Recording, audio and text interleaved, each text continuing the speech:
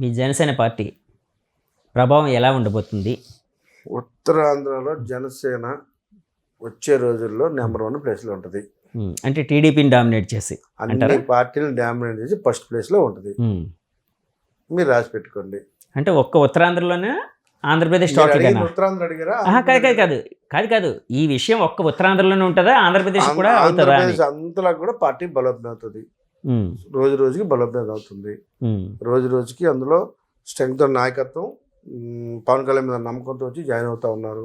ఎంతో మంది చూస్తూ ఉన్నారు. మీరు రోజుకి జాయిన్ జరుగుతూ ఉంది. త్వరలో సంచలనాలు కూడా చూడబోతున్నారు. సంచలనాలు అంటే పవన్ గారు పిఎం అనే, పవన్ గారు సీఎం అనే జాయినింగ్స్. అవునా? సంచలనాలు కూడా ఎందుకంటే బయట పవన్ గారి మీద సంచలనాలు కూడా చూడబోతున్నారు. బయట పవన్ గారి మీద సంచలనాలు చూడబోతున్నారు. సంచలనాలు చూసేటప్పుడు పవన్ కళ్యాణ్ మీద ఇంకేముంటది? అభిమానం. అలా కాదు సార్. సరే, మీరు అంటున్న సంచలనాలు సరే అందరికీ తెలియాలని కోరుకుంటాం.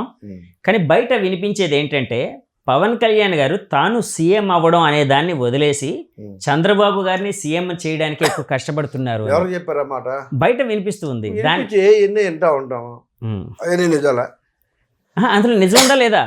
ఎవరు చెప్పారు? ఎందుకు అలా కాదు సార్. మీరేమనుకుంటున్నారు? గుర్తుపెట్టుకోండి, రాజకీయ పార్టీ మీరు సీఎం అవ్వాలని పెడతారా, లేకపోతే ఎవరన్నా ఇప్పుడు మీరు పోటీ చేసేది మీరు గెలవాలని చేస్తారా, లేకపోతే ఏ మనిషి అయినా గెలవాలని చేస్తాడు? ఆ లాజిక్ మిస్ అయ్యి మనం మాట్లాడడం అనవసరం కదా. ఓకే, అంటే ఫాల్స్ ప్రొపగండా అంటారు. ఆ లాజిక్ మిస్ అయ్యే వాళ్ళు మాట్లాడితే మనం మాట్లాడడం అనవసరం. ఇప్పుడు నేను కంటెస్ట్ చేసేది అవతలను గెలిపించాలని నేను పోటీ చేసి, నేను అవతలను గెలిపించాలని నేను ఎందుకు పోటీ చేస్తాను? ఓకే, అది అలా సాధ్యం? అది కాదు కదా. ఓకే, సో పొత్తులు ఎన్నో. ఇప్పుడు వాళ్ళు ఉన్నది కాంగ్రెస్ పార్టీ కొంతమంది పొత్తు పెట్టుకుంటుంది, బీజేపీ కొంతమంది పొత్తు పెట్టుకుంటుంది, వైసీపీని బయట నుంచి సపోర్ట్ చేస్తూ అంటారు. రకరకాల విషయాలు ఉంటాయి, రకరకాల ఇష్యూస్ ఉంటాయి. వాటి మీద ఎవరికి తగినట్టుగా వాళ్ళు నిర్ణయాలు తీసుకొని వెళ్తూ ఉంటారు. ఓకే సార్, ఇప్పుడు ఎంవివి సత్యనారాయణ గారు అంటే మీరు ఇప్పటి వరకు అంటే నా ఎదుగుదలకు ఆయనే కారణం అని చెప్పారు కదండి. ఆయన మీ దగ్గరికి వచ్చి లేకపోతే మీరు ఆయన కలుసుకొని ఏదో మాట్లాడుకొని జరిగింది ఏదో జరిగిపోయింది మర్చిపోండి, నాకు సపోర్ట్ చేయండి అని అన్నారనుకోండి, చేస్తారా సార్? ఆయనని క్షమిస్తే దేవుడు కూడా నన్ను క్షమించడు. దేవుడు క్షమించడు, ఆయన క్షమిస్తే. అలాంటి వ్యక్తిని నేనేం చెప్పాను, 2 వరస్ట్ ఫెయిల్యూర్స్లో ప్రపంచంలో ఫస్ట్ ర్యాంక్ ఇస్తున్నాను. తన కన్ను చూపు పడితే నాశనం అయిపోతాం. షేకండ్ ఇస్తే చేయవారు చేసుకుంటాను. అంత దరిద్రమైన వ్యక్తి ఈ ప్రపంచంలో ఉన్నాడు. అలాంటి వ్యక్తి మళ్ళీ వచ్చి బతిలాడడంగా ఆయన పక్కన పెడితే అసలు ఎలర్జీ నాకు అతను చూస్తే. Okay, allergy. 2024 ఎలక్షన్లో తర్వాత జగన్ గారి పరిస్థితి ఎలా ఉండబోతుంది అనుకుంటున్నారు? ఒకప్పుడు మీకు బాగా సన్నిహితులు ఆయన బాగుండాలి, మీరు ఆయనకి సన్నిహితులు, ఆయన బాగుండాలని కోరుకుంటాం. మీరు ఆయనకి సన్నిహితులు అనొచ్చు కదండి. చూడండి, ఆయన బాగుండాలని కోరుకుంటాం. నాశనం అయిపోవాలని ఎందుకు కోరుకుంటాం? ఎవరైనా ఎందుకు కోరుకుంటారు? నేను 14 సంవత్సరాలు జర్నీ చేసి ఆయనతో బాగుండాలని కోరుకుంటాను. చెడిపోవాలని ఎందుకు కోరుకుంటాను నేను? చెప్పండి. ఆయనతో మీ ఫ్రెండ్షిప్ ఎలా ఉండేది సార్? ఇప్పటికీ బాగానే ఉంటుంది. అలా కాదు సార్, చేసిన పనుల వల్ల డ్యామేజ్ సరే నాకు ఆయన వల్ల ఆయన ఎప్పుడు నన్ను ఏ రోజు కూడా అయితే ఒక్క చిన్న మాట కూడా నన్ను అనలేదు. నేను ఆనందానికి అన్నయ్యని గొప్పలు చెప్పకూడదు. నన్ను ఎప్పుడు ఎంతో ఆప్యాయంగా చూశాడు. నేను రాజకీయ అవసరం కోసం నేను క్లియర్గా చెప్తా ఉన్నా. అదే మీ స్టాండ్ మీద మీరు క్లియర్ గా ఉన్నారు, అంతే తప్ప నన్ను ఆయన ఏమనలేదు, నేను ఆయన ఏమనలేదు. ఇప్పుడు నేను కూడా ఆయన ఏమనలేదు. కొంతమంది దుర్మార్గుల మాట విని ఆయన సెల్ఫ్ గోల్ కొట్టుకొని ఇవాళ నేను పరి తెచ్చుకోండి అని చెప్తున్నాను తప్ప నేను ఆయనే అంటాను. మీకు జగన్ గారి మధ్య ఏదైనా మర్చిపోలేని సంఘటన ఏదైనా ఉంది, లేకపోతే ఇంతకుముందు ఎవరికి చెప్పిన సంఘటన ఏదైనా ఉంది అని చెప్పాల్సి వస్తే ఎలాంటి సంఘటన కోసం చెప్తారు? చాలా అభిమానంగా ఉండేవాళ్ళు అండి. నేను అత్యంత అభిమానించే టాప్ 5లో నువ్వు ఒకడమని చెప్పేవాడండి.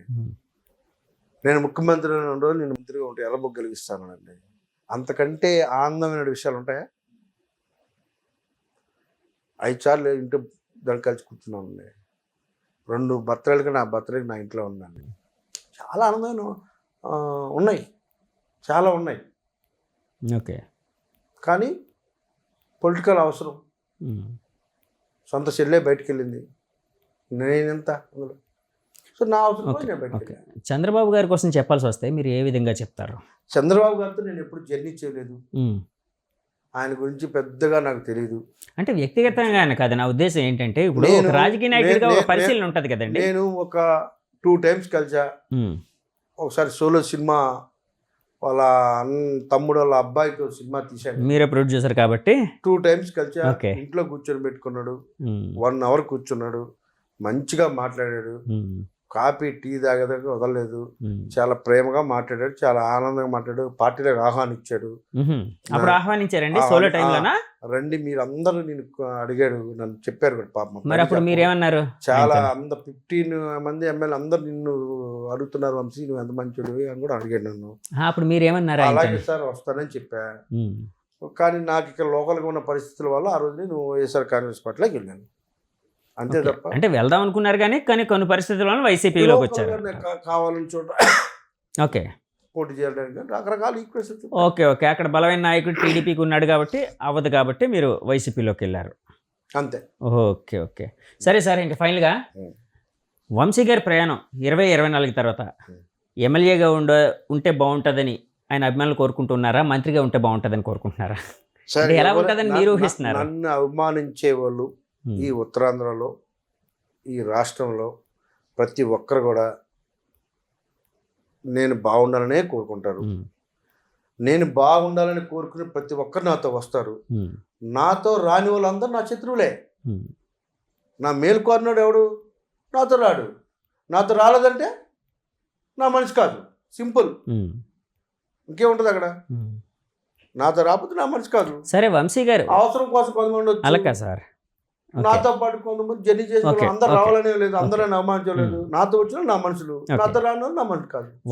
వంశీ గారు ఎమ్మెల్యే కావాలని ఎంత ప్రగాఢంగా కోరుకుంటున్నారో మంత్రి కావాలని అంతే ప్రగాఢంగా కోరుకుంటున్నారా లేదా అన్నది నా క్వశ్చన్ సార్. ఖచ్చితంగా ఉండొచ్చు, కావాలని కోరుకుంటున్నారా మంత్రి? కదండి, తప్పంటలేదు సార్, నేనేం తప్పు చెప్పట్లేదు, తప్పంటలేదు, కోరుకుంటున్నారు లేదా అని అడుగుతున్నాను. నేనే కోరుకుంటున్నా, వాళ్ళు కోరుకుంటుంది ఆటోమేటిక్ కోరుకుంటారు. సో మంత్రి కావాలి, నేను ఎమ్మెల్యే అవ్వాలి, మంత్రి అవ్వాలి, ఖచ్చితంగా ఆ 2 నా గోలు రీచ్ అవ్వాలని ఆ దేవుని ప్రార్థిస్తున్నా. మా నాయకుడు అన్నదండలు ఆ దేవుని అన్నదండలు అవుతామేమో. Okay sir, thank you very much. నా తరపున మా ఛానల్ తరపున కూడా మీకు బెస్ట్ విషెస్ చెప్తూ మీరు అనుకున్న ఆ కోరిక ఏదో నెరవేరాలని మేము కూడా కోరుకుంటున్నాం. థ్యాంక్ యూ అండి, నమస్తే సార్. వ్యూవర్స్ చూసారు కదండి, ఇది జనసేన అర్బన్ ప్రెసిడెంట్ వంశీ కృష్ణ శ్రీనివాస్ గారి అంతరంగం. ఆయన మనతో చాలా విషయాలు పంచుకున్నారు. ఆయన అనుభవించిన కష్టాలు, బాధలు, వైసీపీ పార్టీలో నుంచి బయటికి రావడానికి ఆయనకి ఎలాంటి కారణాలు ప్రేరేపించే ఇలాంటివన్నీ పంచుకున్నారు. ఈ ఇంటర్వ్యూ మీకు నచ్చితే మా ఛానల్ లైక్ చేయండి, కామెంట్ చేయండి, షేర్ చేయండి, సబ్స్క్రైబ్ చేయండి. Thank you very much. Signing off me Jagadish from journey with Jagadish. By by.